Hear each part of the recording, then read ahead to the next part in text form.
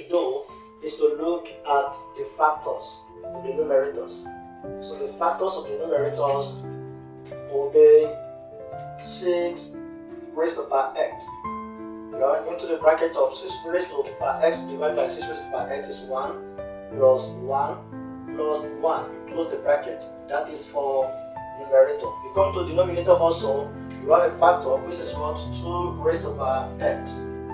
Into the bracket, 2 divided by 2, you have 1 plus 1, all equals to 36. At this point, you're going to have 6 raised to the power x times 3, all over 2 raised to the power x times 2, which equals to 36.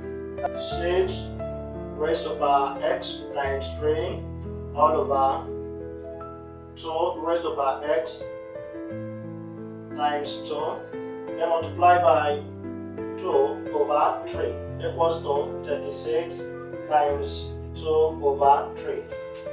So this can cancel this and this can cancel this. At the end here we have 6 raised to the power x all over 2 raised to the power x. This equals to 36 divided by 3 is 12. 12 times 2 is 24. We have 24. Then we have 6 over 2, all in bracket, to the power of x, which is equals to 24. At this point, we can divide 6 by 2. You have 3 raised to the power x is equals to 24.